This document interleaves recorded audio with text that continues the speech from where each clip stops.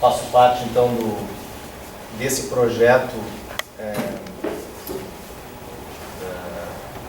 trabalho do servidor público na educação, né, um projeto integrado aqui da UFPEL, em parceria com professores de outras instituições, né, e técnicos administrativos também, né, ligados ao Serviço Público da Educação. E esse projeto, então, se constituiu ano passado de uma série de atividades, né, de ações de extensão, de ações de ensino, que transcorreram ao longo do ano, né, com uma série de entrevistas e debates, e que esse ano, né, se renova então com essa proposta de realizarmos uma série de eventos, né, de encontros presenciais para debates. E esse primeiro encontro, então, o grupo achou por bem que a gente fizesse uma discussão com os sindicatos, né, com camaradas dos diferentes sindicatos ligados à área da educação aqui da cidade, e que seria então um momento importante para nós divulgarmos a proposta do nosso projeto, né, e que a gente já caminhou até aqui, e também, né, os próximos passos. E ao mesmo tempo seria um momento de troca e de acúmulo com os colegas, né, dos outros sindicatos, né. No caso a gente convidou, né, o pessoal do Sinasef, do SIMP, da UFPEL, das UFPEL, do CEPERS, né, todos os âmbitos, né, da educação pública aqui da cidade. Tá? Bem, o projeto é coordenado então pela professora Valdelane Mendes, pela professora Fabiana Montiel, que vão fazer uma fala também inicial para explicar, né, a proposta do projeto, e depois nós vamos encaminhar então para a fala dos camaradas dos sindicatos, né. A proposta da dinâmica é que seja uma fala de 15 minutos, né, e que depois a gente abre então, depois da última fala, para as perguntas, questionamentos, né, para os debates finais, né, que sejam colocados então. Tá bem? Então passo a palavra para a Valdelane e para a Fabiana. Então, pessoal, boa noite. Que bom que estamos aqui, né, nessa atividade presencial, primeira atividade presencial que a gente tem do projeto, né? Então, isso nos faz muito felizes, porque muitos de nós nem nos conhecíamos presencialmente, né? Então, alguns se encontraram pela primeira vez hoje. Então, isso é muito positivo, né? Boa noite, por favor. Vocês estamos começando a atividade. Sejam bem-vindos. Então, rapidamente, acho complementar apenas o que o Antônio já trouxe, de informações sobre o projeto, né? Então, esse projeto, ele nasceu lá em 2020, então, durante o período da pandemia, né? A partir de uma percepção de algumas pessoas que vinham dialogando, né? Inicialmente lá, acho que a Regiana, a Regina, eu iniciamos um pouco esse diálogo, né? A percepção de que não havia na universidade, né, uma universidade com tantos projetos de ensino, de pesquisa, de extensão, nenhum projeto que discutisse aquilo que é a essência do que se faz aqui, que é o serviço público, né? Então, entendendo a importância disso, né, o serviço público é o que vai garantir, né, assegurar que direitos, né, sejam assegurados ao conjunto da população, a gente entendeu que seria importante, né, constituir um projeto dentro da universidade para construir discussões sobre esse tema. Então, iniciamos um projeto unificado. Ele é unificado porque ele tem mais de um enfoque, né, entre extensão e ensino, né. Por que extensão e ensino? Porque a gente entendia que precisávamos estudar sobre o tema, precisamos nos apropriar desse tema, entender o que é o serviço público, como se constitui, o que é o serviço público tanto no Brasil quanto fora do Brasil, todas as interferências que acontecem, né, na forma de organização desse tipo de serviço, todos os ataques que ele sofre, né, e ao mesmo tempo ampliar esse debate, né. Então a gente vai construindo o projeto. E aí foi muito interessante, assim, porque no projeto, como bem disse o Antônio, né, temos professores, trabalhadores em educação não docentes, estudantes, temos esses trabalhadores em educação da educação infantil, do ensino fundamental, do ensino médio, da graduação, da pós-graduação. Então, isso enriquece muito as nossas discussões aqui, porque nos faz uma percepção bem ampliada do que é o serviço público na educação. Ao mesmo tempo, conseguimos construir, né, ao longo desse período, relações muito boas com outras instituições. Então, também participam do projeto pessoas de outras instituições. Por isso é um projeto interinstitucional, né? Então, essa aproximação que a gente construiu, né, da UFPEL com o IFSU, que são instituições quase irmãs em Pelotas, né, mas que muitas vezes não conseguem construir essa aproximação. E isso tem sido muito rico para nós também, né? Tanto porque a gente vai construindo vínculos, construindo, né, aproximações que favorecem e fortalecem os debates que a gente tem feito aqui e nos fortalecem, né? Porque entender o serviço público é defender o serviço público. Acho que por isso que a gente, né, continua nesse movimento. E aí, claro, né, o projeto acabou em 2022, aquele formato remoto, a gente avaliou que não tinha mais, né, sentido fazer o projeto daquele jeito e passamos então a fazer sessões presenciais, né? Então, essa é a primeira que a gente consegue organizar, assim, com esse formato. A gente tem uma outra atividade agora já prevista para junho, né? Então, até o secretário fala sobre essa atividade de junho. E, enfim, agradecer a vocês por estarem aqui, né? E que tenhamos uma noite bastante rica, assim, em discussões, debates, reflexões e aprofundamentos sobre a importância, a relevância do serviço público, para que tenhamos mais elementos, mais argumentos para conseguir, né, defender isso que nos é tão caro. Não do ponto de vista corporativo, né, porque muitos de nós aqui somos servidores públicos, mas por entender que o serviço público é que vai garantir direitos ao conjunto da população. Não esperemos que o setor privado faça isso, porque não vai fazer, né? Os interesses são outros que estão em jogo lá naquele lugar, né? Então, acho que seria isso, tá bom? Complementar só um pouquinho, né? Acho importante a gente falar que todas essas nossas atividades que foram realizadas de extensão estão na página do YouTube. Eu vim colar qual era o nome do canal para a gente se achar lá. Débora, como é o nome do nosso canal lá no YouTube, para quem quiser consultar? Projeto Trabalho Público. Projeto Trabalho Público. Bota Então, ali, Projeto Trabalho Público, o FPEL. Porque lá a gente tem um acervo muito grande, né? Porque foram discussões sobre a dívida pública, sobre as reformas, né, que estão atravessando, né, digamos assim, tanto o cenário educacional como do servidor público como um todo. Tivemos todo um bloco de discussões sobre a questão como está na América Latina. Então, nós temos um acervo muito grande lá, né, e isso pode ser a todo momento consultado, revistas, essas lives, né, foram atividades com pessoas que têm debatido, né, estudado, se apropriado em relação a esses temas, né? Trabalho Público na Educação, Ação, Extensão, UFPEL. Então, mas botando lá Trabalho Público, Extensão, UFPEL, vai aparecer. Então, uma série de lives que nós temos lá que são muito boas, com conteúdo muito rico, que nos dá um suporte, né, com indicações de outras leituras, né, para a gente também estar recorrendo sobre os temas.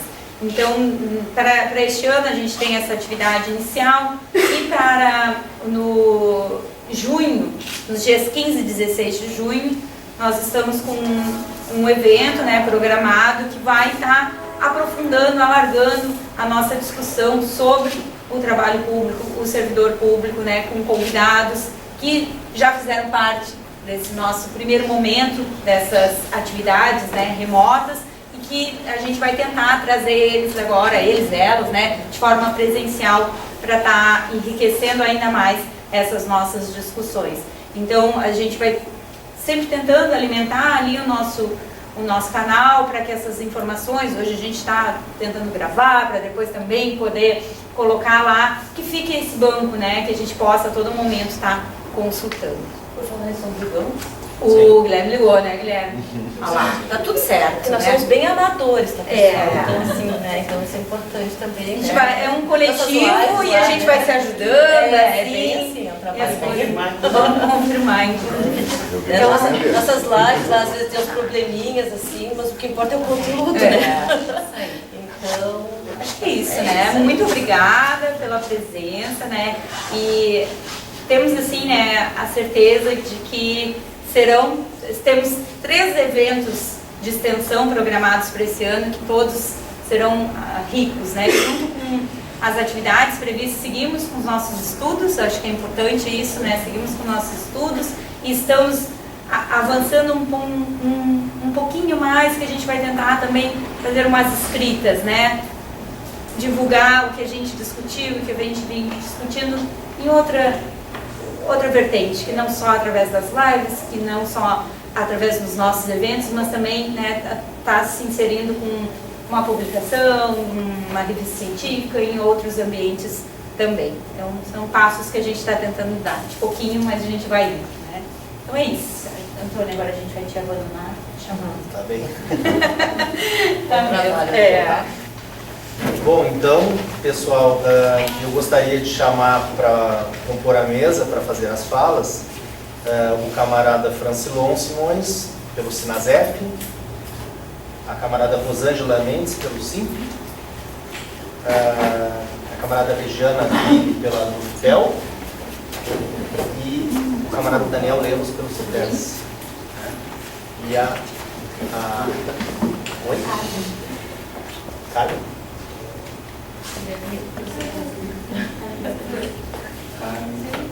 A Carmen? Claro! E a Carmen pelo CPS. Tá? E a colega da UFPEL que vai chegar, tem um compromisso, vai chegar daqui a pouco. Então, para reforçar, a proposta da dinâmica é que se fale por aproximadamente 15 minutos, não é uma rigidez de tempo assim, né, mas para dar tempo de todo mundo fazer a fala, e a gente vai deixar então as perguntas no final. Né? Pela esquerda. Pela esquerda, sim, né? Pela esquerda, sim. Então, começa contigo. Por favor. Eu vou passar o microfone, porque aqui a gente não temos necessidade.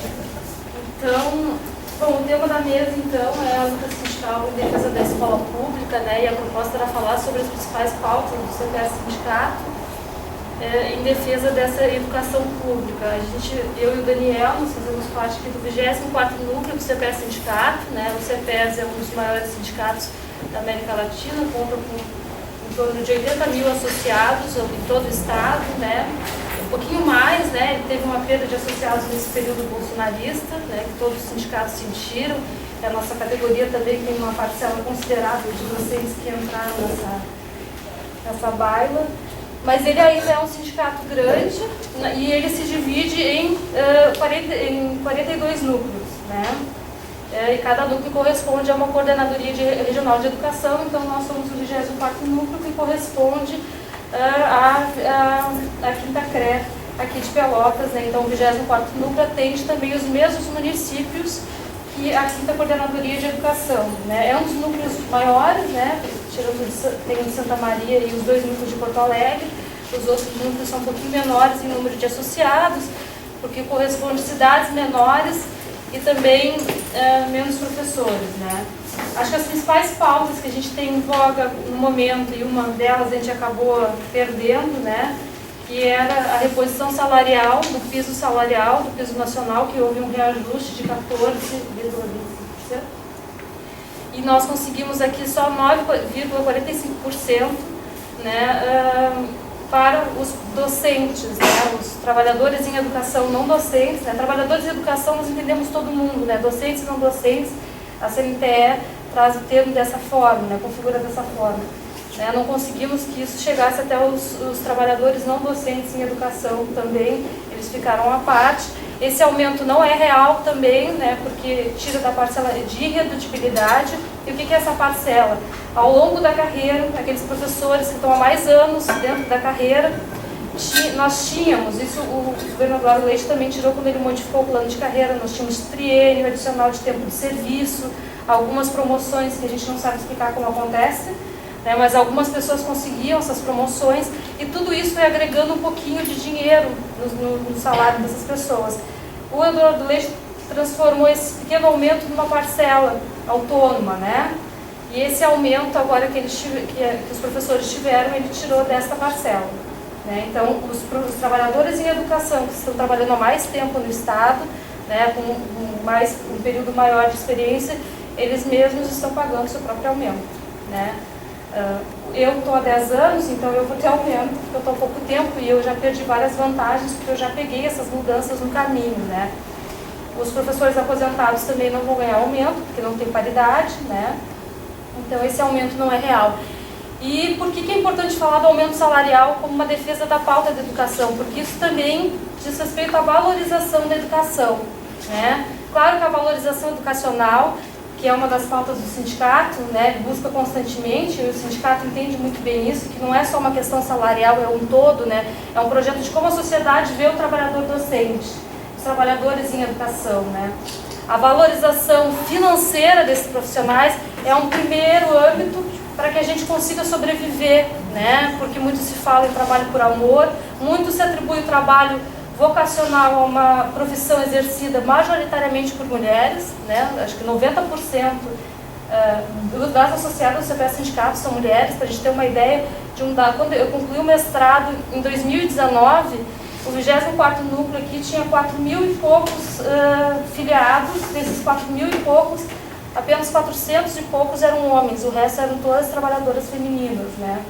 Então a nós sempre é delegado esse trabalho por vocação, esse trabalho por amor, mas isso não paga as nossas contas, não paga, não paga aluguel, não paga água e luz, e tudo subiu, e não sustenta os filhos, que as mulheres hoje em dia são, em sua maioria, provedora dos seus lares também, né?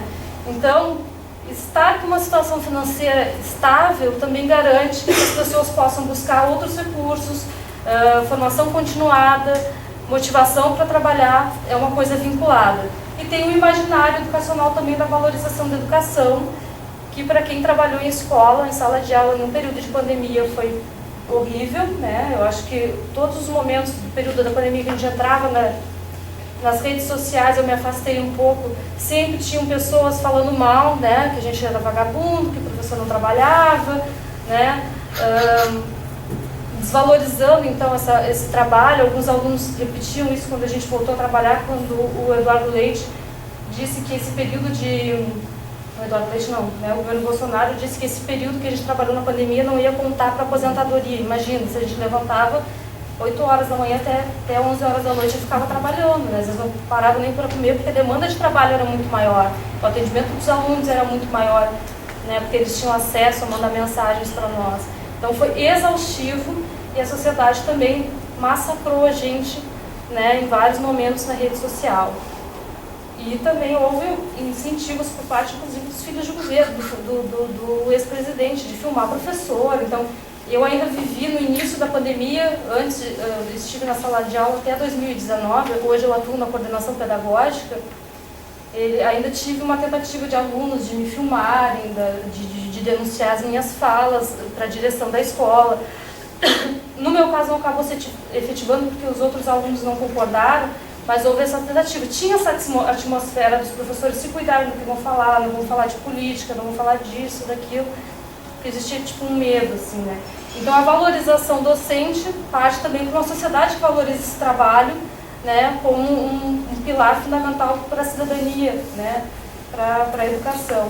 E isso também faz que eu acredito, né, que a valorização financeira também faz parte desse processo, né. A gente tem a luta do sindicato também por uma questão das estruturas na escola, inclusive está aberto no site do CPS, se vocês abrirem, um levantamento que o sindicato faz sobre a estrutura das escolas e sempre fez, né? A gente fez isso no governo Sartori, fez isso nos governos do Eduardo Leite, porque embora o Leite esteja fazendo isso também, mas os dados nunca correspondem, se a gente for bater os dados que o CPS levanta com os dados que o governo tem, né? Eu sempre me refiro agora ao governo atual, né? As escolas estão totalmente precarizadas. Para vocês terem uma ideia, a escola que eu trabalho hoje, eu trabalho numa escola de ensino médio, tempo integral, mais novo ensino médio. É uma junção desastrosa em todos os aspectos, e principalmente porque a escola não tem estrutura. Então hoje as aulas estão suspensas porque rompeu um encanamento, e quando a gente foi ver, o encanamento da escola é daqueles de ferro, está todo enferrujado, vai ter que trocar todo o encanamento, né? Então isso é uma coisa básica da escola que vai se trocar, tirando todo o resto da falta toda de estrutura que tem, inclusive para a implementação do novo ensino médio, que prevê novas tecnologias na escola, aulas em laboratório, uma propaganda que se tem, né? Aulas laboratoriais, informática, mas nós não temos estrutura básica dentro das escolas para a realização desse processo. Então a gente tem um problema estrutural, que o sindicato também sempre cobra do governo, né? Melhorias na educação, melhorias nas estruturas, melhorias na segurança agora, né? Porque pode parecer distante essa função dos atentados que aconteceu, mas esse terror que aconteceu nas redes sociais, as pessoas ficarem divulgando, realmente funcionou, né? Os alunos realmente estão com medo, os pais estão ligando para a escola dizendo que não vão mandar os alunos porque estão com medo que esteja algum atentado, alguma coisa. E o que surge por trás disso é que é muito preocupante, né? Surge uma manifestação de poucos pais aqui em Pelotas, 2, 3 dias atrás, pedindo polícia dentro das escolas, né? E escola não é lugar de polícia, né? Muito menos polícia armada. E a solução não vai ser a polícia dentro da escola também, né? O que a gente precisa é de estrutura, de psicóloga, de assistente social, de assistência psicológica, inclusive para os trabalhadores que trabalham nas instituições, para que a gente consiga acolher os alunos que estão em adoecimento psíquico, entrando em adoecimento psíquico, para a gente consiga fazer esse acolhimento.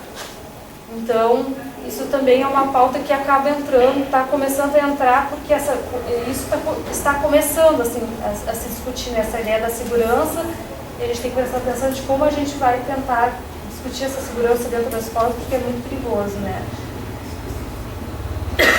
A escola onde eu trabalho, ela é uma escola de ensino médio tempo integral, né? E isso, as escolas em tempo integral já era uma meta do PNE, né? Do Plano Nacional de Educação. Inclusive, a gente vai ter agora, na última semana de abril, de 24 a 28 de abril, um congresso da CNTE, que é a Semana Nacional em Defesa da Escola Pública, né? Da Educação Pública. Né? E aí vão se discutir novamente o PNE, porque ele vence agora em 2024. Ele foi lançado em 2014, em 2024 ele vence. E uma das metas do PNE é que 50% das escolas funcionassem em turno integral. Várias outras metas estavam ali também, valorização educacional, estrutura das escolas, que como houve as trocas de governo, a sequência não se deu sequência, então a gente não teve um encaminhamento daqueles programas, né? A escola onde eu trabalho é tempo integral, né? É um tempo integral que veio em 2019, né? Foi implementado, sem discussão com a comunidade. Eu acho que o principal problema hoje também é essas reformas que acontecem, que não se discute com a comunidade docente, com a comunidade discente, com a comunidade a qual as escolas pertencem. Né? Então o tempo integral não está lá, a comunidade não queria, os professores não queriam, mas está lá a escola tempo integral e não está funcionando porque os alunos estão indo embora da escola, a gente está perdendo o ensino médio, né? Essa semana, entre essa semana e a semana retrasada, nós fechamos 3 turmas de ensino médio, porque os alunos saíram, precisam trabalhar. A realidade, eu dou aula numa escola no Fragata, né? E a realidade daqueles alunos é que eles precisam trabalhar para ajudar na renda da família. E eles acabaram indo para outras escolas, porque ali eles têm que ficar até as 4 horas da tarde na escola, né? 4 e pouco. E aí eles acabam indo para outra escola. Então, é um projeto que não deu certo, juntou o novo ensino médio, que falta estrutura para a implementação de fato, falta formação docente para que isso aconteça, e a gente espera que não aconteça, né? Mas, enfim, não está dando certo, e essa junção desses 2 projetos está sendo muito complicada ali para a escola, juntando todo o contexto.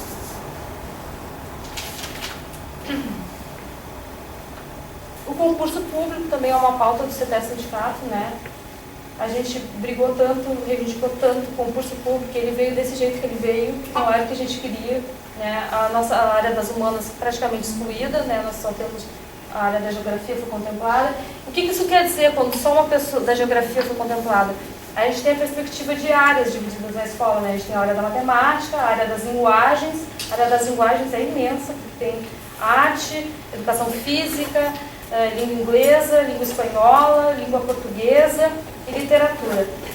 E as humanas é a história, a sociologia, a filosofia, e as da natureza, física, química e biologia. Teoricamente, o professor, por exemplo, o Daniel, nós somos o nome história, mas teoricamente a gente pode dar aula de geografia, sociologia e filosofia. E nós já demos. Eu dei aula de sociologia por 3 anos, que até foi razoável. mais tranquilo. Né? Então, quer dizer que esse professor de geografia que passar no concurso, como ele é o único da área das humanas, ele vai dar todas as outras disciplinas. Mesmo que geografia e história sejam universos, dependendo do adiantamento, né, se for do sexto, do sétimo, oitavo ano, sejam totalmente diferentes, não tem nada a ver uma coisa com a outra. Né? As séries iniciais do ensino fundamental não foram contempladas no concurso, né, e isso também tem a ver com a desvalorização da profissão docente, porque a maioria dos trabalhadores em educação que atendem o currículo, como a gente chama, né, que é do 1º ao 5º ano do ensino fundamental, são profissionais contratados, que é o vínculo mais precário que a gente tem no Estado. Né? São contratos temporários, que a Coordenadoria de Educação joga com eles conforme a necessidade. Né? Geralmente são trabalhadores que têm receio de se sindicalizar, às vezes as direções da escola cobram, dizem que não podem, e tentam impedir essa sindicalização. E aí eles têm mais receio, eles acabam meio que não participando de algumas coisas do sindicato, e a maior parte dos trabalhadores que dão aula para o currículo são contratados. Então a gente não tem esse pessoal incluído nesse concurso que vai acontecer. A educação física também não foi contemplada. Tem muito a ver com a ideia de o Estado aos poucos, né, nem sei se é tão pouco assim, deixar de lado o ensino fundamental, né, e tentar se responsabilizar somente pelo ensino médio, negando a obrigação que ele também tem no ensino fundamental, porque os municípios não têm condições de abarcar com o ensino fundamental da cidade. Né? Não existe essa possibilidade do município de Pelotas abarcar com todo o ensino fundamental se as escolas do Estado deixarem de ofertar essa modalidade de ensino. Então isso também tem a ver com a desvalorização que vem acontecendo. Eu acho que é isso. As pautas dos sindicatos que vão se inserindo são essas. Acho que é isso.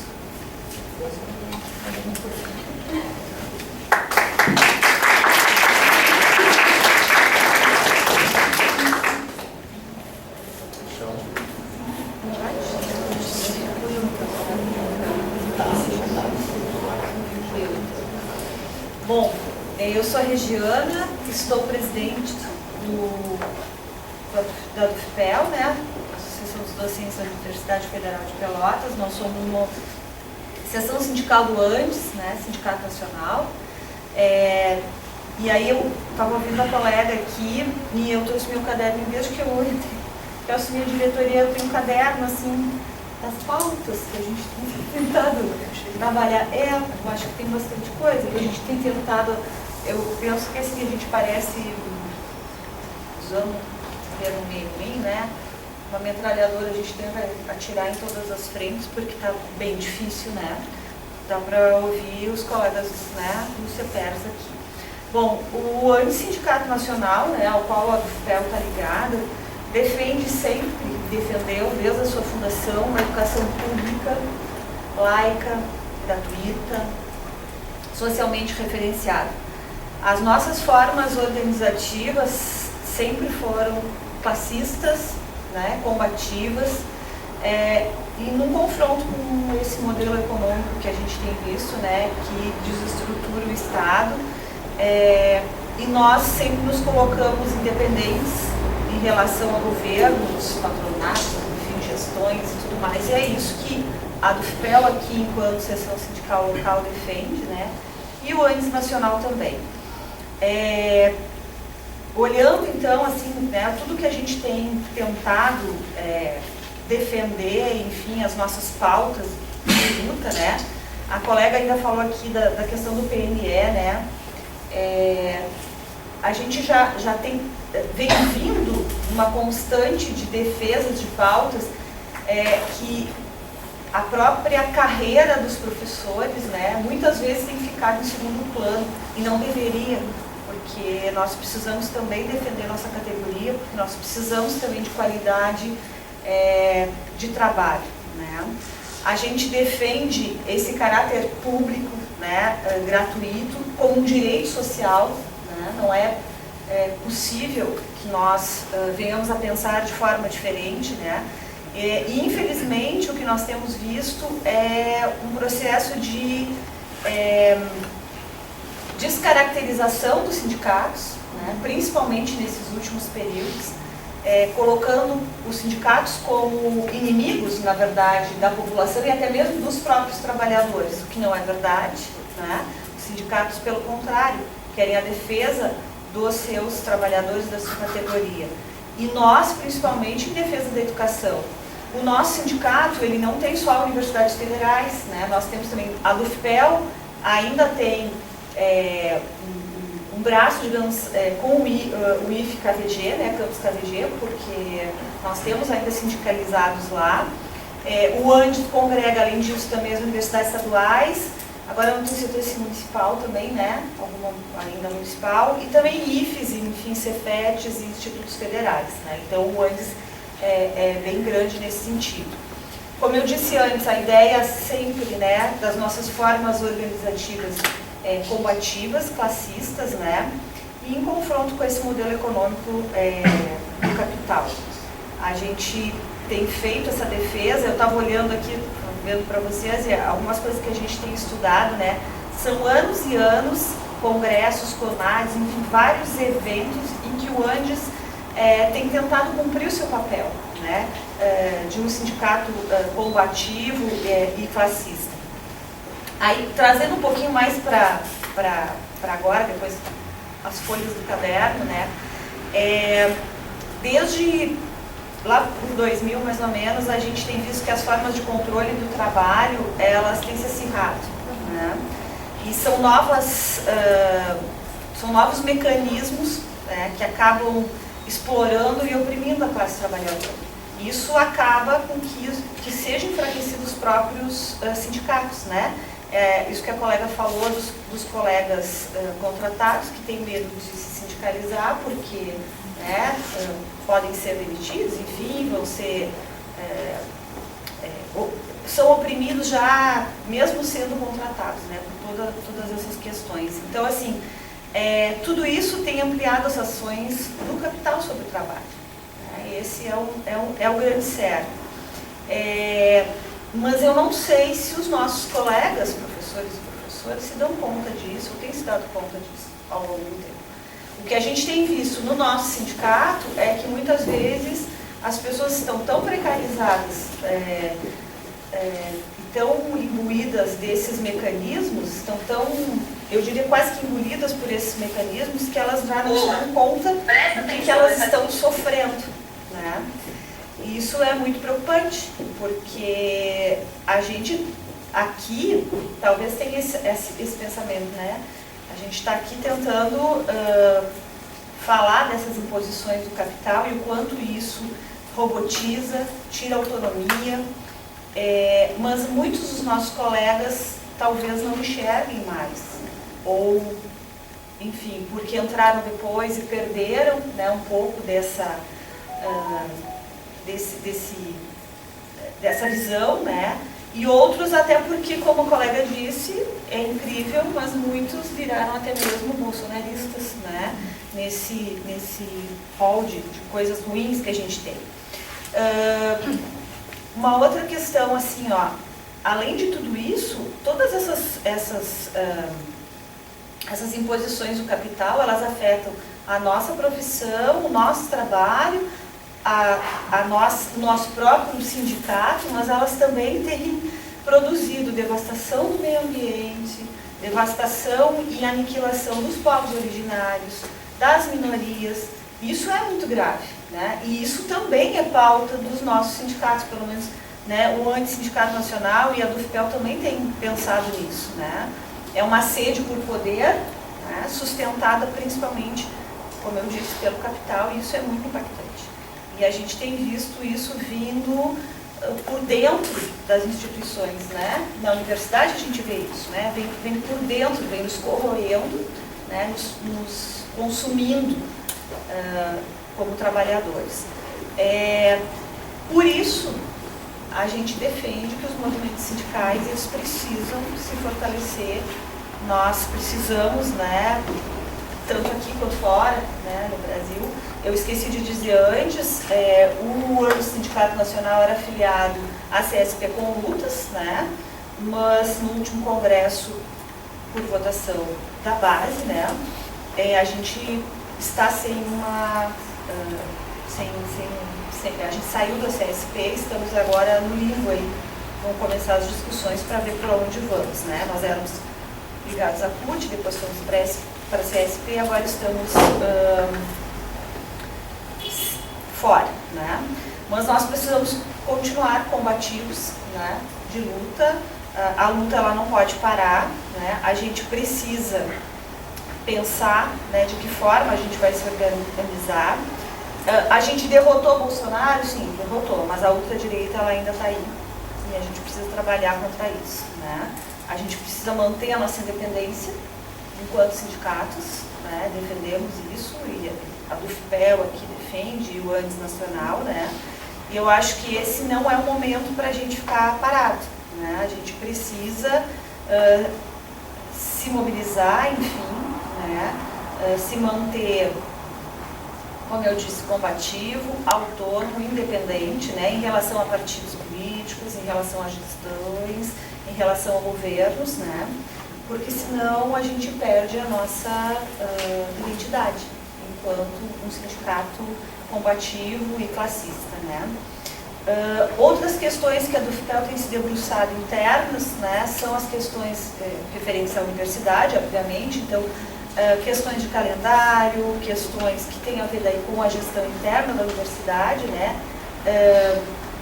Nós temos vários grupos de trabalho, a gente não tem conseguido atuar em todas as frentes porque nós estamos precarizados, né? Por exemplo, a diretoria, nós temos professores que estão na ativa, né? E a gente sabe o quanto a precarização tem afetado as nossas vidas, né? E a gente atua no sindicato porque a gente acredita na luta e porque a gente não ganha nada com isso, a gente acredita no que está fazendo, né? Na defesa da educação pública e da universidade pública, né? Gratuita, laica, enfim, e socialmente referenciada.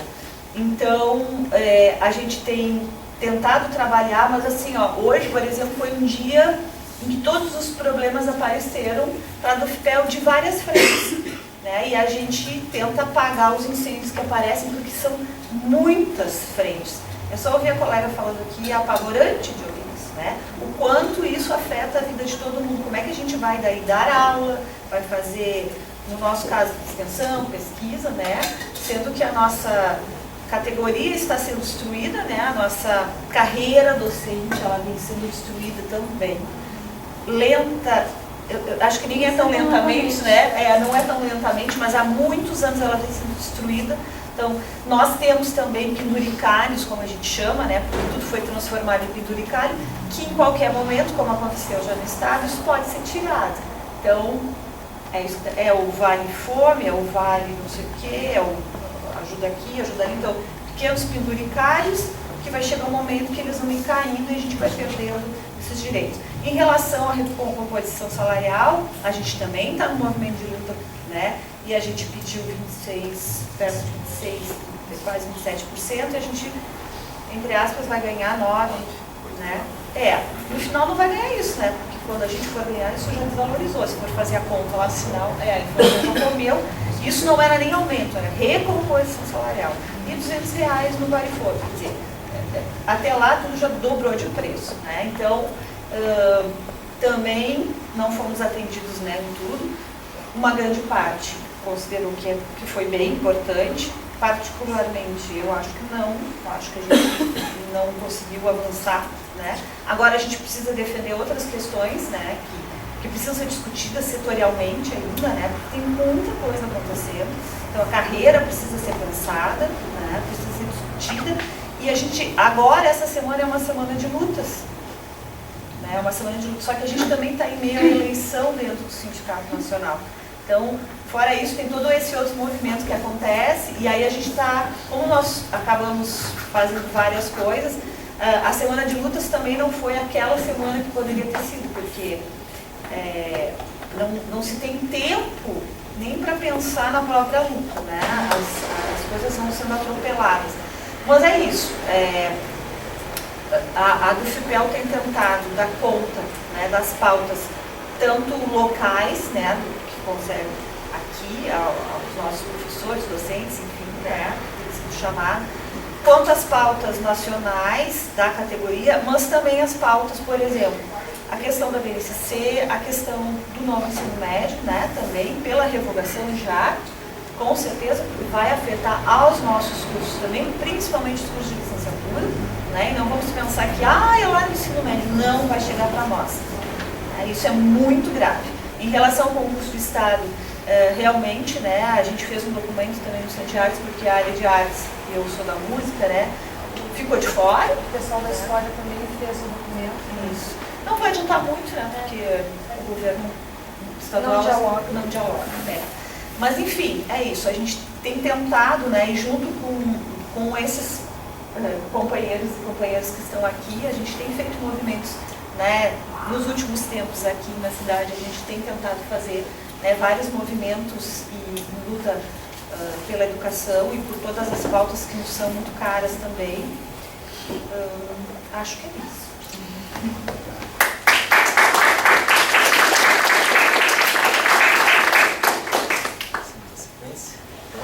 Seguindo na sequência. Bom, meu nome é Maria Beatriz, estou na coordenação do Azul FEPEL, juntamente com a companheira Tereza Fuji, que está ali, a Solange Tamieto e o Matheus Tavares também nos acompanha aqui. Inicialmente, a gente pede desculpas pelo atraso, mas nós estávamos em uma assembleia da Trade de Delegados para o Congresso da Federação, e vocês sabem que essas assembleias, elas são bastante tensas, ainda mais quando a gente tem naquela mesa e tem que fazer um controle, né, de disputas ferrenhas, mas enfim, estamos muito felizes com o resultado da assembleia, com a participação da categoria. Temos um público de mais de 230 pessoas, uma assembleia presencial com um sistema de relógio ponto do CISREF, as pessoas compareceram, atenderam ao chamado da categoria, né, a direção fez um trabalho muito forte e fica feliz de ver a participação. Então a gente sai muito feliz, né, depois de 3 anos de pandemia e de um contexto em que a gente só teve perdas, né, na possibilidade de fazer luta sindical, perceber que mais de 200 pessoas saíram de casa num tempo, né, frio como hoje, depois de um dia chuvoso, e compareceram ao chamado da coordenação do sindicato. A gente fica bastante feliz e por isso pede desculpas pelo atraso, porque não tinha como fazer diferente. Bom, agradecer o convite, né? A gente está aí no grupo, não tem conseguido participar tão ativamente do projeto, mas eu acho que agora, com essa possibilidade do retorno presencial, essas atividades se intensificam e essas trocas são muito boas, muito interessantes, né? A gente está aqui hoje com todas, né, as entidades sindicais que fazem a defesa dos trabalhadores e da educação na cidade. A gente já se encontra em vários espaços fazendo essa discussão, mas precisa de momentos como esse que a gente para, reflete e pensa em como fazer essa organização, né? Porque é um desafio. E acho assim, pensando, ouvindo um pouco do que os colegas me falaram, acho que a gente precisa colocar assim, algumas questões sobre reconhecimento, né, de todos os avanços que a gente teve nessa construção dessa história sindical. E aí eu vou trazer algumas construções para a gente pensar assim, né, está falando do lugar da gente que é técnico administrativo de educação da universidade. A gente está no momento agora de discutir e rediscutir a nossa carreira. E a gente só tem carreira a partir de 2005. É uma coisa pensar, né, na Universidade Pública do Brasil, nas instituições federais de ensino, os trabalhadores técnicos administrativos têm plano de carreira apenas em 2005. Porque até então eram cargos, né, e funções multifacetadas que dependiam do alvitre, né, da condição do reitor de ocasião ou, né, da boa negociação ou não com o governo. E a gente tem pela primeira vez esse reconhecimento. E aí a gente deixa de ser, no conceito lugar, funcionário de professor e passa a ser servidor público. E esse reconhecimento é muito importante para a gente poder fazer as disputas. Não que elas não fossem feitas, sempre foram feitas e foram feitas atualmente. Tudo que a gente consegue e tem hoje, né, no nosso sindicato, com 40, vai fazer 45 anos em 2024, nós estamos fazendo 44, trabalho em 1 de julho, é porque existe um sentimento de resignação, né, um sentimento político de não aceitar as condições dadas, não aceitar aquilo que está posto. Então, quando a gente faz esses avanços, todos nós ganhamos.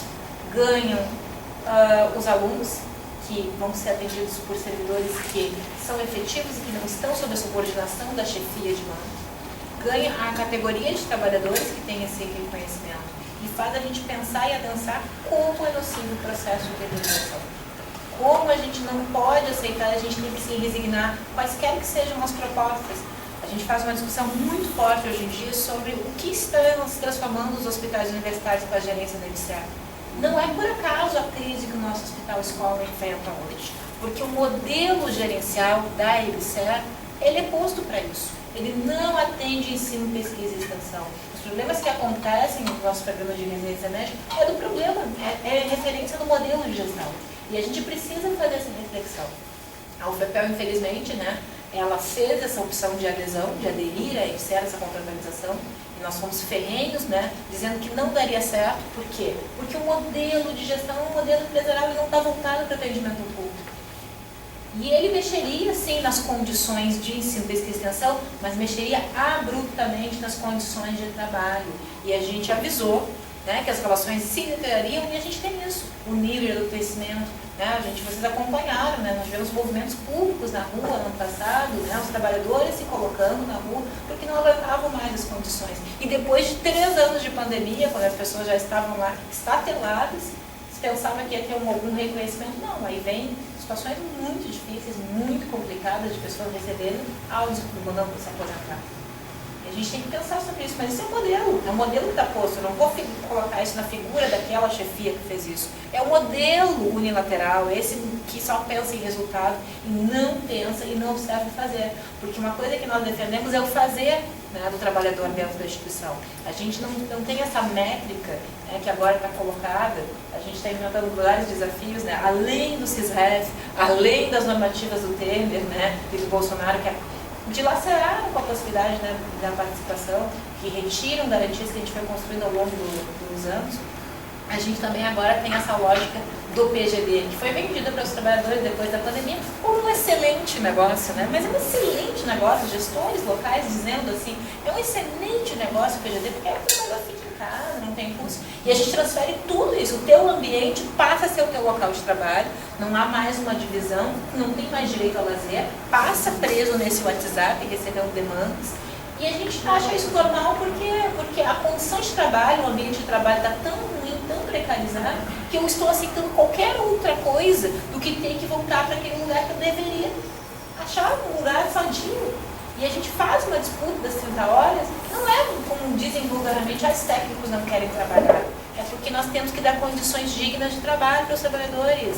Quando a gente coloca uma pessoa para trabalhar 40 horas lá no Capão, essa pessoa não fica 40 horas, ela fica 50, 60 horas, porque ela vai chegar antes das 8, ela vai passar o meio-dia e vai sair depois das 18 da tarde. Vai regressar em casa às 7 da noite, tendo toda uma vida para cuidar, para filhos, enfim. Então, assim, a gente tem que pensar as condições de trabalho.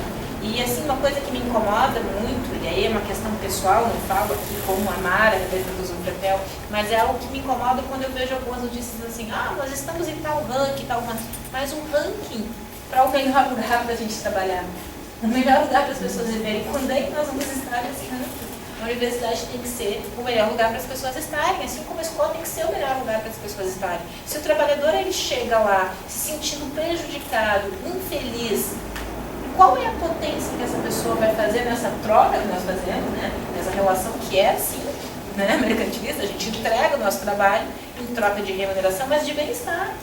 Mas nem, remuneração a gente vai discutir, vai ver que nem a remuneração da conta. Mas o bem-estar, o querer bem, de estar fazendo, se sentir produtivo, de gostar de estar ali. A gente precisa pensar sobre isso. E não tem como a gente não falar sobre isso sem reconhecer os problemas que advêm das intervenções e da falta do exercício da autonomia das universidades. A gente está vivendo um momento muito complexo porque se naturalizam que acordos históricos, né, de ética pública, de urbanicidade sejam descumpridos porque o meu grupo não aceita e eu não concordo. Não, existem caminhadas e construções. Aqui na universidade a gente fazia pelo menos um processo, né? As entidades participavam e organizavam e faziam um acordo formal, né? Para tentar garantir, justamente para acabar com as intervenções que só assumiriam quem fosse o primeiro da chave. E a gente viu que no governo Bolsonaro, né, o quanto foi emblemático isso, porque a gente percebeu que, se de um lado pode acontecer que grupos políticos não respeitem, a gente fica muito à mercê do gestor de ocasião, da presidência da República, nomear ou não. E por isso, né, eu sei que o Andes está encampando muito forte a campanha para acabar com a polícia tríplice. É o primeiro e deu, não vai ter, né, porque a gente fica nesses medos, a gente tenta criar algumas estratégias, mas a gente precisa resgatar a nossa autonomia. A gente tem que parar e dizer, não, nós não vamos aceitar. Porque se a gente aceita uma situação como essa, outras vão se naturalizando. E aí vai descambando para outros processos, né? Para as pessoas viverem sempre na constante ameaça de mas será que se eu falar isso, não podem abrir um processo contra mim? Como é que vai ficar a minha situação? E a gente começa a internalizar processos de censura.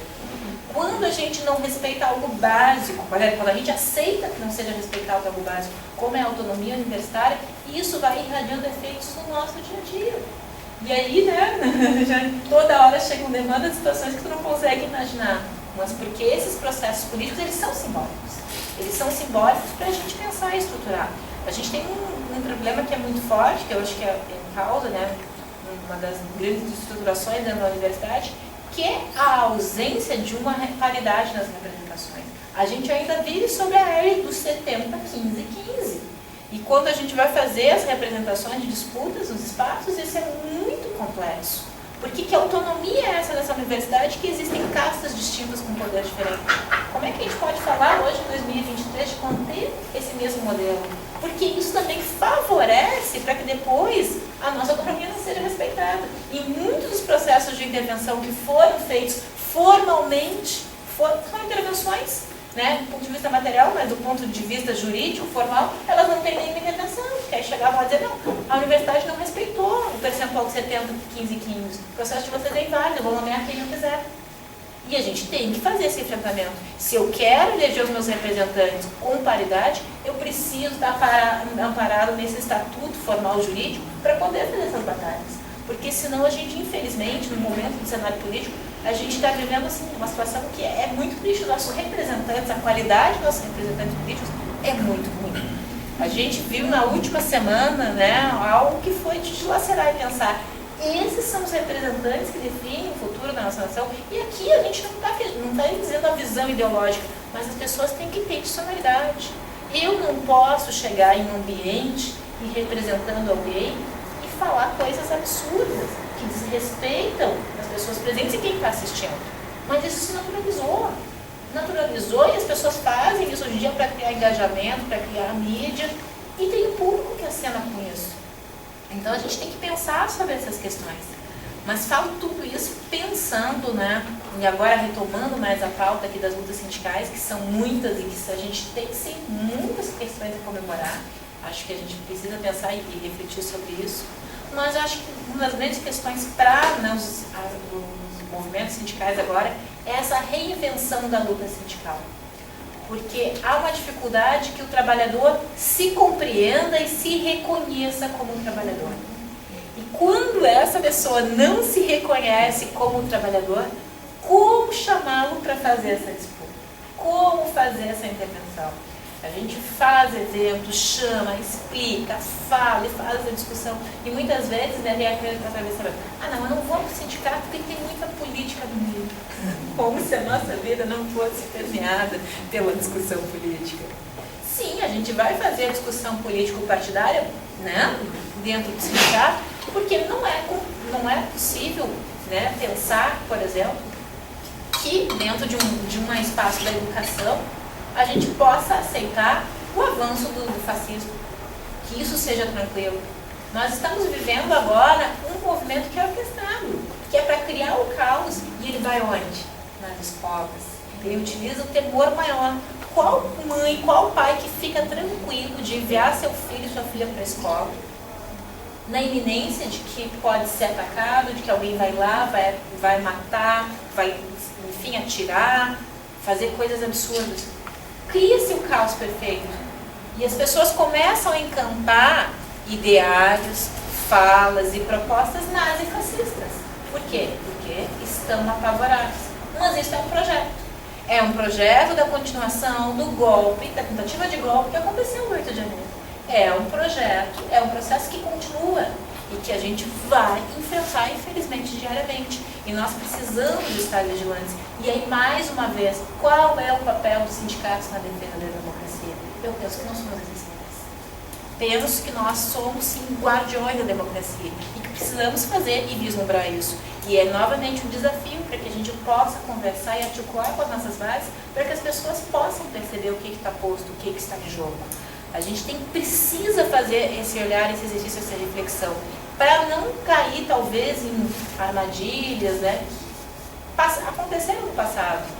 Porque o movimento que está posto hoje em dia é a reverberação desse nazifascismo que, infelizmente, se instalou na sociedade brasileira, criou raízes e que a gente precisa saber fazer a disputa para vencer. Porque o jogo não virou.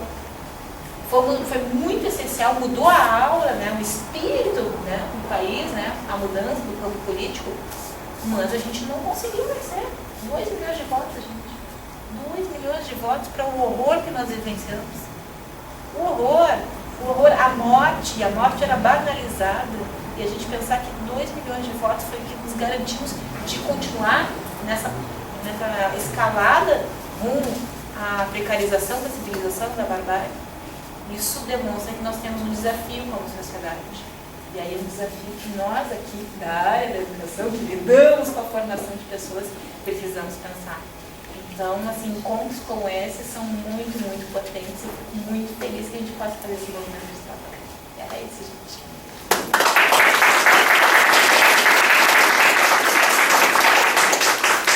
Obrigado, Mara. Então, a palavra para o Francilon. Então, boa noite a todos e todas. Eu sou Francilon Simões. Atualmente eu sou coordenador de organização da seção sindical Sinasef Sul. Nossa seção sindical é filiada ao Sindicato Nacional dos Servidores Federais, que representa todos os trabalhadores, da educação dos institutos federais. Nosso sindicato ele representa as duas categorias, ele representa tanto servidores técnicos administrativos como servidores docentes. Eu sou servidor docente do campus Pelotas, aqui do Instituto Federal, e desde que entrei para a rede, há 9 anos atrás, que já milito dentro do Sinasef, segunda vez que estou à frente da diretoria executiva. E gostaria de primeiro agradecer o espaço. É um espaço muito importante, a temática é fundamental, nós temos que discutir sim o papel dos sindicatos na defesa da educação. Porque educação, acho que é consenso, educação é o que a gente vai ser o caminho para que a gente possa ter alguma mudança significativa no nosso país. E para isso nós vamos ter que sim ter muita luta por parte dos nossos sindicatos para começar a modificar a educação, porque olha para onde estão querendo caminhar com a educação no nosso país. O ensino médio é um sinal bem claro de qual é o projeto que se tem para a educação no nosso país. Mas defender a educação, eu vejo assim, parece que a gente fica meio envergonhado quando vamos defender a educação, falar em pauta salarial. A gente tem que bota 365 pautas ali no meio, não, estamos brigando por salário também. Parece que a gente tem que sentir vergonha como trabalhador da educação de brigar por salário, de brigar por melhores categorias, melhores condições de serviço, que é o papel do sindicato. Vai ver como é que surge o movimento sindical. É para defender melhores qualidades de trabalho para os trabalhadores. E a gente é muito atacado quando vai fazer qualquer tipo de mobilização para brigar por salário. Mas ninguém pensa, por exemplo, no caso dos servidores técnicos administrativos, desde 2010 para cá, 63% de perda de poder de compra. Mas não, ele tem que seguir trabalhando por amor. E quem trabalha na educação tem que trabalhar por amor. O médico recém-formado ganha 20 mil, normal. Sociedade normaliza, não, o médico ele tem que ganhar 20 mil. Agora o enfermeiro ganhar o piso nacional de educação, menos 5 mil, que absurdo. Vai quebrar os hospitais, vai quebrar os planos de saúde. Piso nacional da educação, município não quer pagar, estado rema para pagar, 4 mil e pouco, não. O profissional da educação tem que trabalhar por amor. Só que não, Porque é bem claro como é que a gente vai ter essa educação pública, gratuita, de qualidade, que todas as nossas instituições aqui em comum brigam. Com a valorização do ensino, valorização dos profissionais do ensino. Isso sem investimento, tanto nas categorias quanto investimento nas escolas, é essencial. Como a colega falou muito bem ali inicialmente, estão implementando escola de forma integral, mas deram mais algum real para o orçamento da escola para que funcione uma escola de forma integral. Estão garantindo uma merenda de qualidade, estão garantindo melhores condições para os estudantes e para os trabalhadores? É óbvio que não.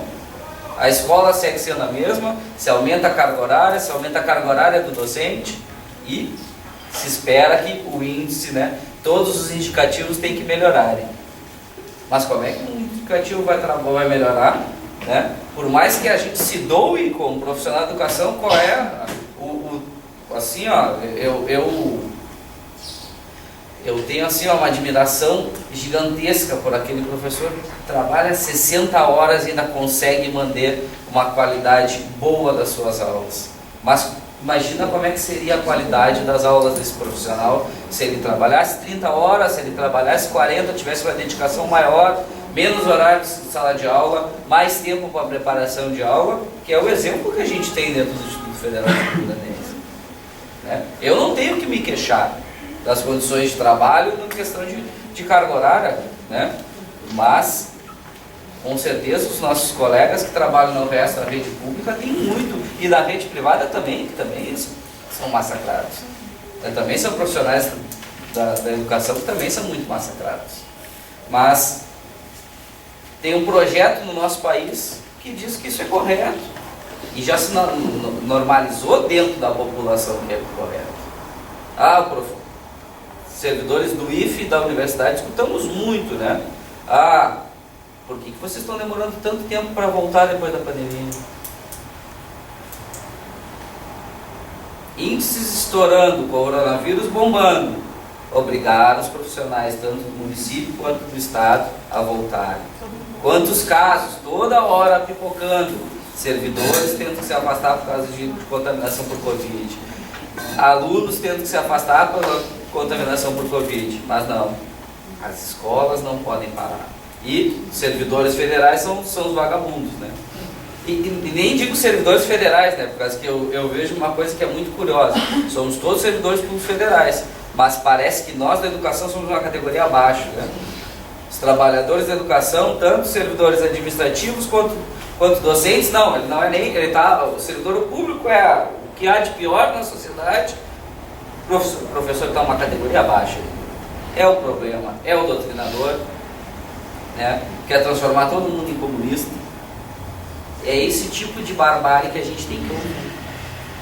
Foram 4 anos, passou por 4 anos, mais de 4 anos, né? Porque depois do golpe foi horrível, mas os últimos 4 anos que a gente teve, o governo Bolsonaro, foram horríveis para a nossa educação como um todo.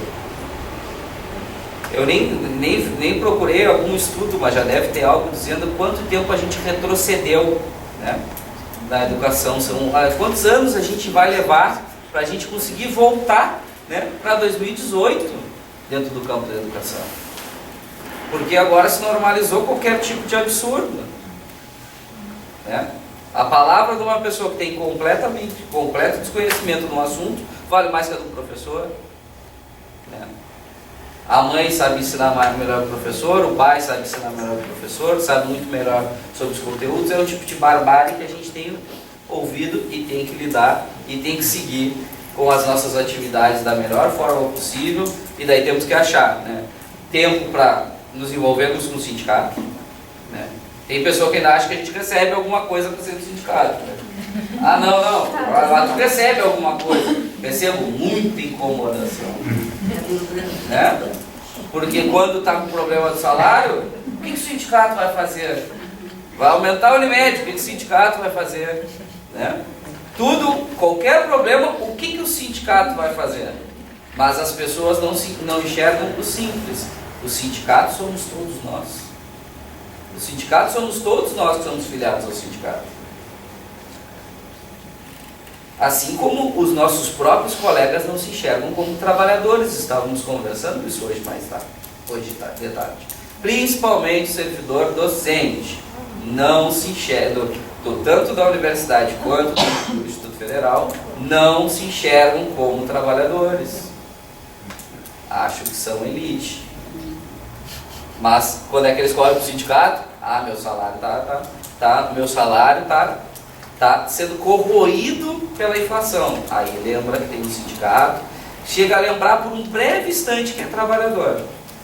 Mas na hora de fazer alguma coisa, de fazer alguma ação para que a gente modifique a realidade que a gente tem nas nossas categorias, aí somos sempre os mesmos correndo. É sempre os mesmos que se envolvem com direção do sindicato. Somos sempre os mesmos que participamos dos atos, mas nos mantemos sempre firmes na nossa luta, porque só a luta que vai ser capaz de transformar um pouco da nossa realidade. Eu até me sinto assim, às vezes, vamos falar do Instituto Federal, né? Várias pautas que o pessoal traz, né? Por exemplo, 30 horas para os técnicos administrativos. Agora a gente teve que chegar ao ponto de ter uma conversa com os nossos colegas, porque estão implementando o PGD. Né? O que é o PGD? Basicamente, simplificando, teletrabalho. Só que o Instituto Federal Sul-Rio-Grandense, só para a gente ter uma ideia, ele é o único de todos os institutos federais que tem 30 horas garantidas para todos os servidores técnicos administrativos.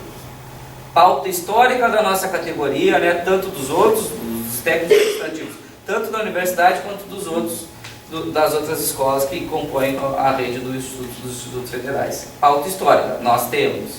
Só que daí a gente teve que chamar os colegas para conversar, para implementar o programa de gestão de desempenho. As nossas 30 horas é uma decisão transitada e julgada, que ela é vinculada a atendimento de 30 horas, de 12 horas ininterruptas da comunidade em todos os setores da instituição.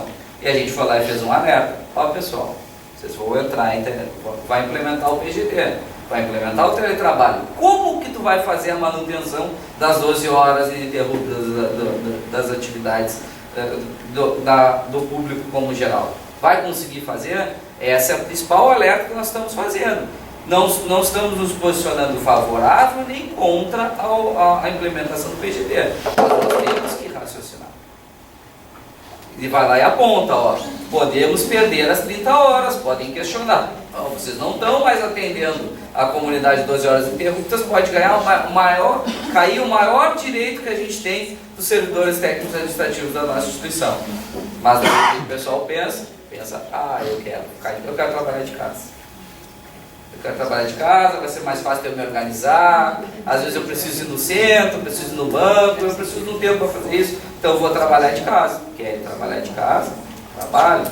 Mas não se esqueçam, ó, a gente está dizendo, pode ser um problema, futuramente pode cair as 30 horas por causa disso. Mas o sindicato, nesse caso, não. O sindicato está sendo alarmista. Né? O sindicato está fazendo terrorismo. Isso aí eu ouvi há quanto tempo atrás? 2015, a gente fazendo manifestação por brigar por consolidação da rede dos institutos federais.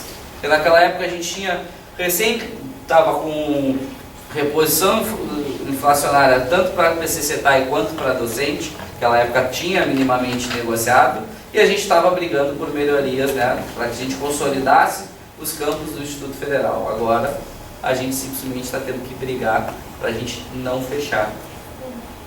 E a gente ainda tem uma mania muito feia lá, né?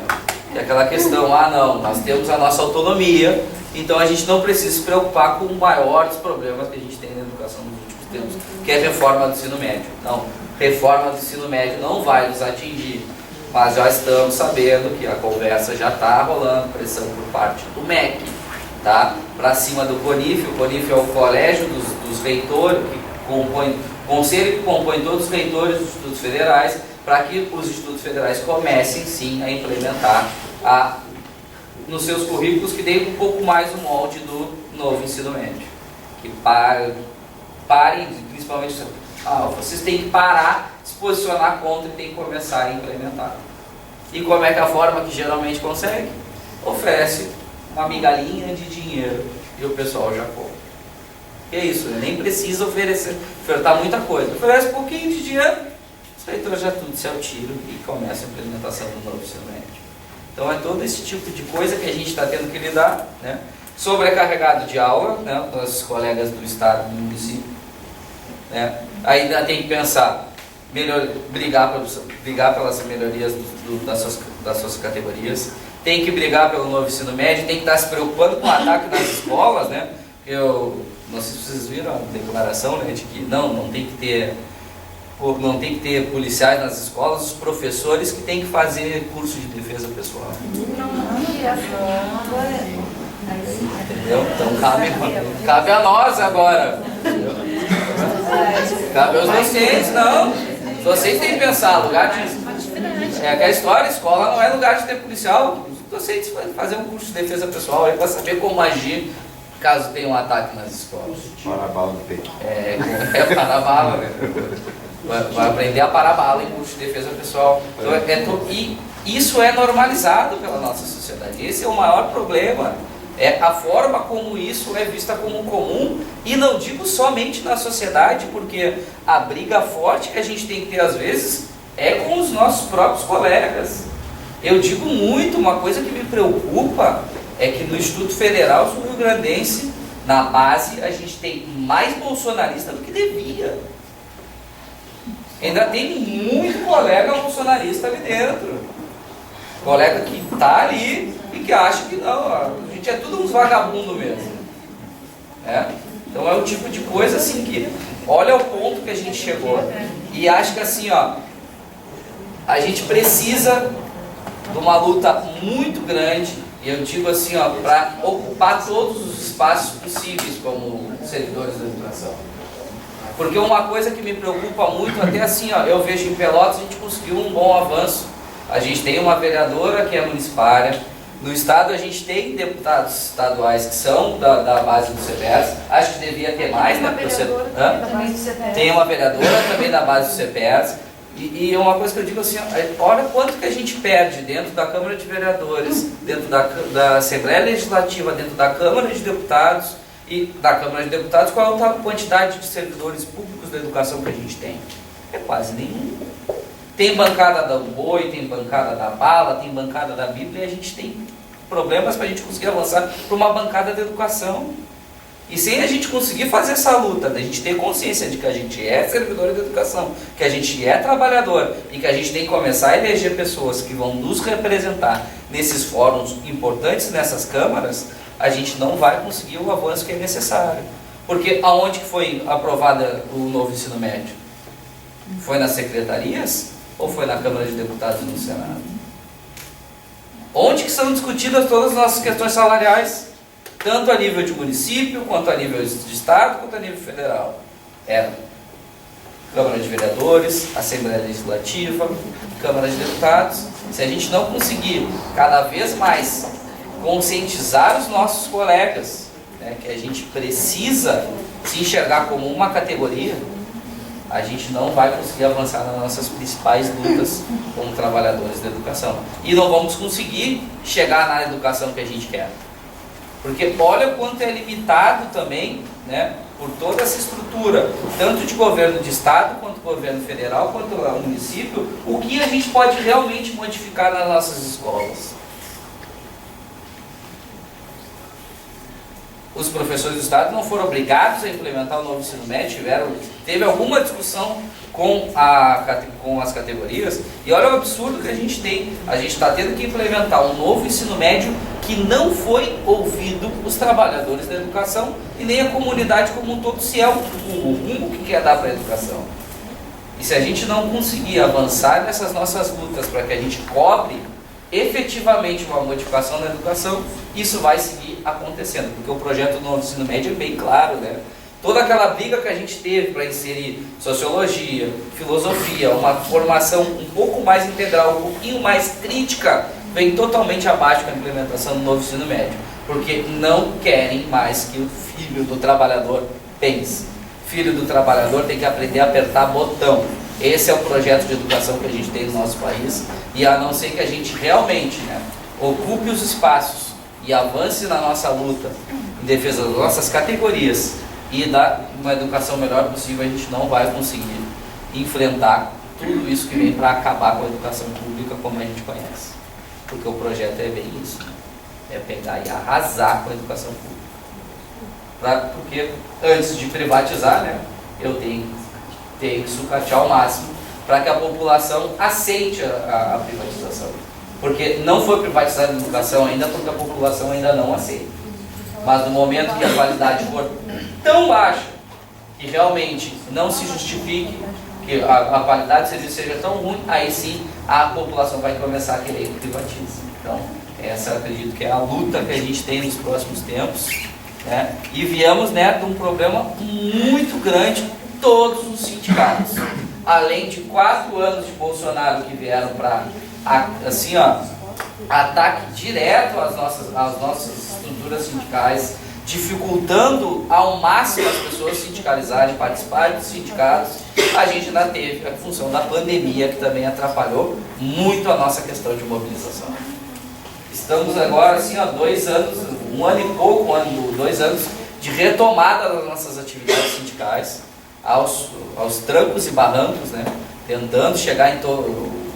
O nosso sindicato, ele representa as 15 unidades do Instituto Federal. A gente tenta, a diretoria de 5 pessoas, né, conseguir ir pelo menos 2, 3 vezes ao ano em todas essas unidades para a gente propor as discussões, mas, né, a participação é cada vez menor e diminuiu muito com a realidade que a gente teve pós-pandemia. Está cada vez mais difícil da gente conseguir mobilizar os nossos colegas, mas sem que role a discussão, sem que possamos ser ouvidos, a gente não vai conseguir avançar, e esse espaço aqui é fundamental para a gente poder discutir, né, qual é o rumo que a gente tem que dar, né, para as nossas lutas dentro dos sindicatos que representam a educação, e cada vez a gente unificar mais as nossas lutas, né, porque a gente tem muitas pautas em conjunto, mesmo representando categorias diferentes, a gente tem sim que cada vez nos unirmos mais, né, para que a gente lute em conjunto em defesa da educação pública gratuita e de qualidade.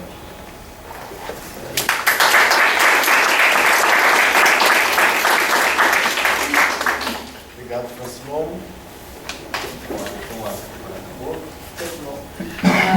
Queria, antes de mais nada, agradecer ao convite aos sindicatos municipais, né? Boa noite a todos. Também pedir desculpas, né? Quem estaria aqui nesse momento falando seria a Gisele Caldas, mas quando eu estava a caminho, ela mandou a mensagem que a mãe dela passou mal e ela teve que ir para o Miguel Pirutier com a mãe dela, né? Faço parte da direção do sindicato nessa diretoria agora, né?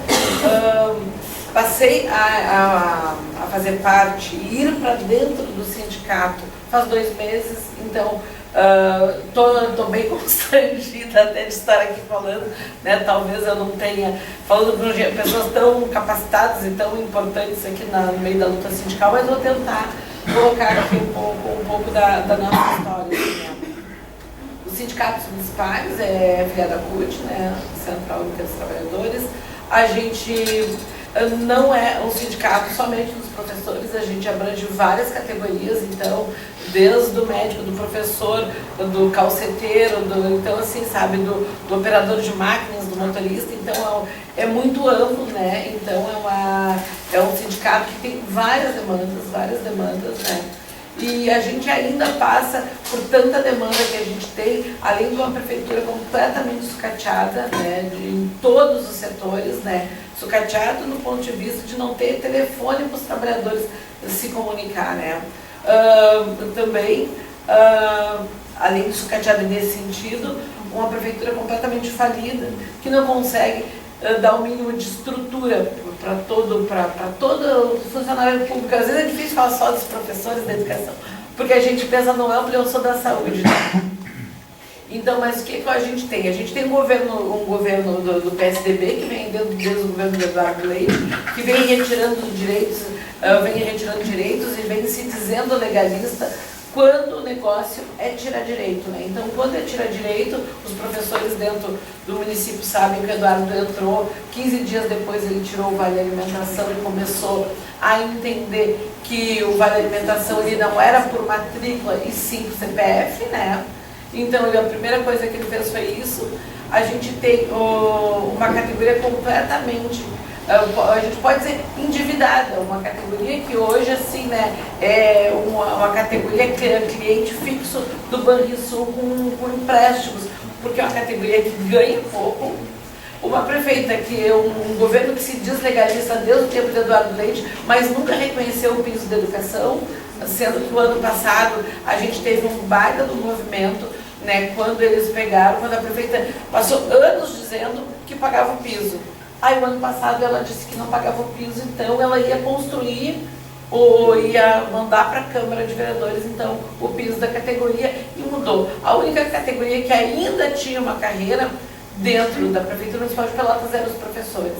E isso, com essa lei aprovada ano passado, acabou, né? Quando a gente falava para as pessoas que a gente precisava lutar, que ali foi em fevereiro, que a gente precisava lutar, que a gente precisava se unir, estar na Câmara de Vereadores, como o colega disse, é ali que eles votam a nossa vida funcional, o que vai para a mesa de cada dia da nossa família, é ali na Câmara de Vereadores, e um espaço que hoje é um balcão de negócios, né? É um balcão de negócios, os votos são trocados por cargos, são trocados por, né?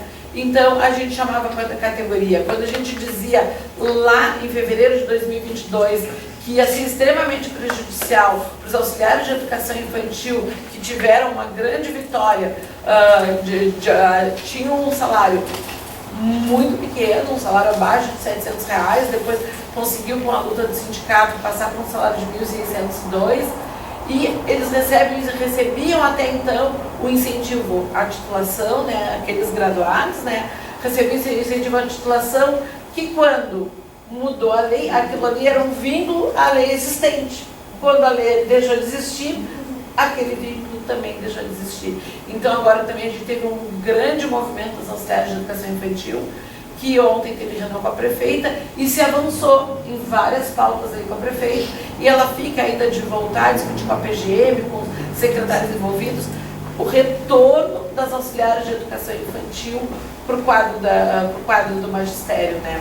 Porque hoje dentro da educação no município de Pelotas, a gente percebe assim, ó, o quanto está sendo difícil para os trabalhadores da educação no município de Pelotas a falta de profissional, né? A falta de profissional desde a educação infantil, onde faltam auxiliares de educação infantil, faltam professores das especializadas, os professores que eles chamam de volantes, que é para pegar e substituir aqueles professores em hora de atividade, sobrecarregando. Eles tiram o auxiliar de educação do quadro do magistério, mas ao mesmo tempo esse auxiliar de educação infantil, ele tem que substituir o professor no dia que ele está na hora de atividade. Então, a gente tem, então, é uma luta, né, em relação de voltar, então, o pessoal da educação infantil para dentro do quadro do magistério. A prefeitura, assim como outros prefeitos da região, entraram com a liminar e também, assim como ano passado, ela cria um piso municipal, então, diz que vai pagar o piso e cria uma lei própria do município de Pelotas, dizendo que vai pagar o piso. Ao mesmo tempo, o primeiro reajuste do piso, ela já não dá esse piso, né? Então, aí os professores já deixam de ganhar e ela está com a liminar na justiça. E, assim, muitas coisas que se tem ganhado hoje em dia para os trabalhadores do município de Pelotas é tudo a base judicial, né? Porque a gente ficou ano de 2019 sem receber aumento de salário, a prefeitura não deu nenhum aumento de salário.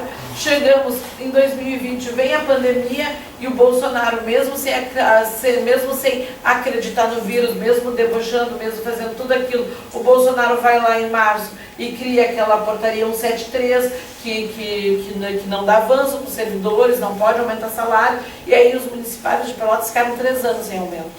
Então, assim, ó, então é uma categoria que hoje é uma categoria miserabilizada, assim, sabe? Nem sei se existe essa palavra, mas está na classe dos miseráveis. Nós temos hoje, vou dizer o meu caso, o meu padrão é R$519.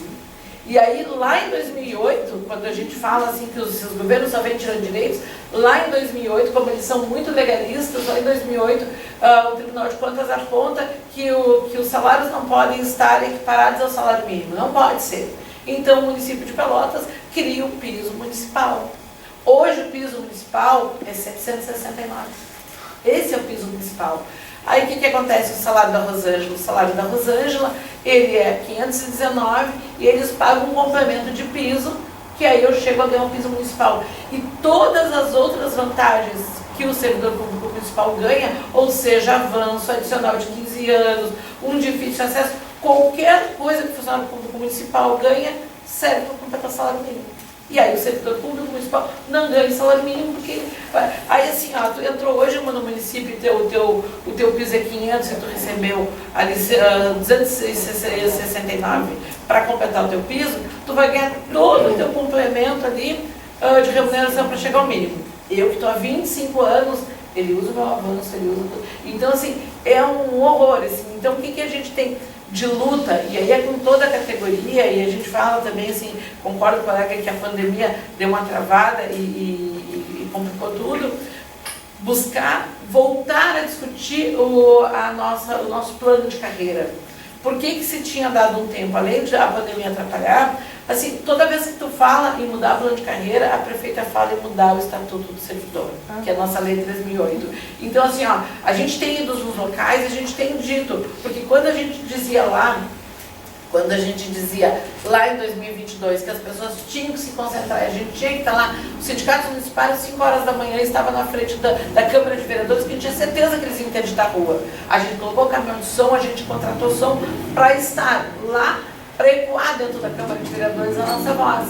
Porque a gente tinha certeza que ia perder direito. Quando é que o pessoal se dá por conta que perde direito? Depois que já não está mais no bolso. Então todo mundo parece assim, ó, depois aí tu fala, mas a gente falou, mas parece que tu está falando com as paredes. Depois que tu perde direito é que as pessoas querem lutar e querem dizer que o sindicato não faz nada, né? Essa frase de que o sindicato não faz nada, ela é recorrente, né? Então, a gente está falando, a gente está indo nos locais e está conversando com o pessoal e está dizendo, a gente está dizendo, olha, a gente vai retomar o assunto do plano de carreira, porque não tem outra maneira desse servidor público voltar a ter uma valorização, a não ser a gente ter o plano de carreira, mas também a gente tem que estar consciente que a gente tem que estar unido para a gente pegar e não perder os direitos que se tem. Né? A gente tem que estar unido, tem que... A nossa categoria ela é tão miserável, tu pensa assim, ó, um monitor de escola, uma merendeira, um cuidador, todo mundo se encaixa dentro do salário mínimo, gente. Todo mundo se encaixa para completar os 769. Então, quando tu fala em educação, e a gente ainda trabalha, né, tu também trabalha no município, quando trabalha no município, trabalha nas periferias, tu também trabalha no município à noite lá no Getúlio Vargas, né, tu trabalha na periferia, ainda onde aquela comunidade é completamente carente, completamente necessitada, e assim, tu, além de tu trabalhar com a tua dor, e com a dor dos alunos que estão ali, né, a gente faz parte do projeto social, né, Val. E assim, hoje eu vejo vários projetos sociais estendendo a mão para dar material escolar para as crianças, né? Porque assim, porque não tem. Então tu trabalha com os professores, trabalham com a necessidade do aluno, daquele aluno que foi no pleno inverno chinelinho de dedo que não tem, também com a falta de estrutura na escola, com a falta do que ter para oferecer, e ainda hoje com a falta de profissionais para atender tudo isso. Então a prefeitura, os servidores públicos, quando me perguntam o que eu faço, eu sou sofredora pública municipal, né? Porque é sofredora pública municipal.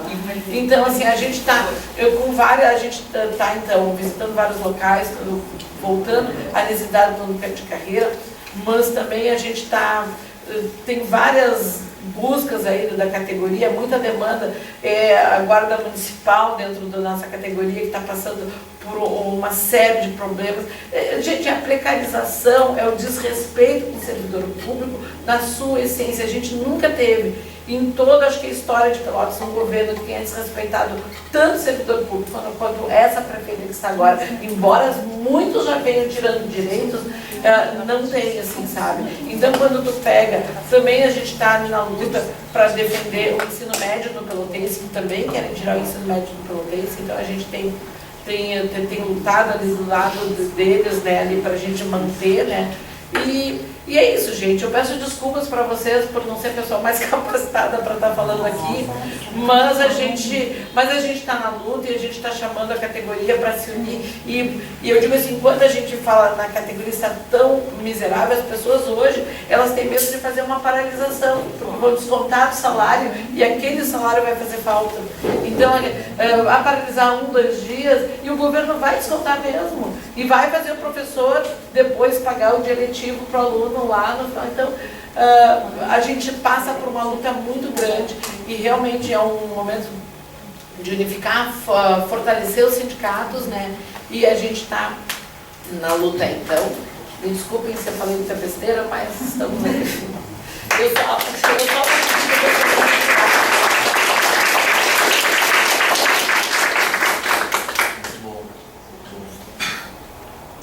Bem, acho que todas as candidatas já falaram, né? Um pouco do resto, né? Acho que mesmo encaminhadas, vai fazer uma fala aqui. Posso ser breve? Claro, temos tempo. Boa noite a todos. Eu sou Daniel Lemos, sou atuo no 24º Núcleo do CEPERS, e a Carminha ali já deu o quadro, né, da nossa entidade. Inclusive, eu sugiro que vocês leiam a dissertação dela, que é sobre o nosso núcleo, que foi muito bem orientada pela Carminha. Mas é isso, o CEPERS é um sindicato grande, mais de 80 mil sócios, aqui na região temos 4 mil associados. É um sindicato que foi fundado em 1945 e predominantemente, majoritariamente por mulheres, né? Então é um sindicato que tem um protagonismo da mulher na luta sindical e ele vem acompanhando a evolução da sociedade. Então, 1945, o Rio Grande do Sul era outro, né? O Brasil era outro, e de lá para cá o CEPERS evolui, né? Se torna um sindicato, inicia como centro de professores primários, né? Só vai se tornar, se elevar a condição de sindicato depois de 1988, porque antes servidores públicos não eram sindicalizados, não tinham o direito de ser sindicalizados, né? A partir da Constituição de 88. E aí o sindicato e a categoria do magistério estadual, assim como todas as outras categorias, né, evoluíram ao longo do tempo e, embora a gente ainda tenha um predomínio, né, da mulher no magistério estadual, certamente essa presença feminina não é a mesma do que era nos anos 50, 60, 70, 80, onde havia uma outra formação, uma outra categoria, a mulher ocupava um outro espaço, né, diferente na sociedade, e o CEPERS acompanha essa evolução. E as dificuldades todas que são compartilhadas por nós, né, do CEPERS, da mesma maneira que todos os representantes, todos os companheiros aqui falaram, das dificuldades do fazer do movimento sindical hoje, o CEPERS compartilha as mesmas dificuldades. Imagina que no passado as dificuldades eram outras, mas existiam, e aí a gente pode avaliar se as dificuldades eram maiores ou não, mas a gente enfrenta dois grandes problemas, né, do resultado das intervenções aqui. Em primeiro lugar, nós temos um desafio que é ideológico. Há uma disputa ideológica do papel do sindicato. Então, quando se diz, né, nos discursos, sindicato é ultrapassado. Hoje em dia não tem mais sentido o movimento sindical, né? Não serve mais, é uma ferramenta ultrapassada. Isso é mentira. Isso é uma questão ideológica que tem que ser enfrentada. Não há nada mais atual do que o movimento sindical, que é o que é o movimento sindical? É uma luta coletiva. Vê se os médicos que estão hoje enfrentando o IP, estão cobrando um reajuste, uma nova tabela do IP, isso que eles fazem no movimento sindical é desatrasado. Por que os médicos fazem? Por que a Associação Rural de Pelotas defende os interesses dos ruralistas? Isso é atividade sindical. Então, primeiro desafio nosso, que a gente tem que esperar, e eu acho que a gente faz isso, porque todos os nossos sindicatos aqui são fortes, é a disputa ideológica. É atual e é necessário, sim, fazer a luta sindical, porque a sociedade evolui, o mundo do trabalho evolui e a gente tem que lutar pelas nossas condições de trabalho. E um outro elemento também, para concluir, porque eu acho que todo mundo já falou bastante sobre a realidade, né, o raio-x do movimento sindical, é a questão, o nosso desafio de despertar a consciência de classe. Que é quando alguém falou aqui que os professores não se identificam como trabalhador. Os professores, e isso a gente na sala dos professores, nas escolas do Estado, nas escolas do município, os professores e as professoras, os educadores, não se enxergam como uma classe social. O que é isso? Falta de consciência de classe. E aí o papel do sindicato é isso, é despertar a consciência de classe. Quando uma funcionária não é aceita, ou não é bem recebida na sala dos professores, isso acontece nas escolas.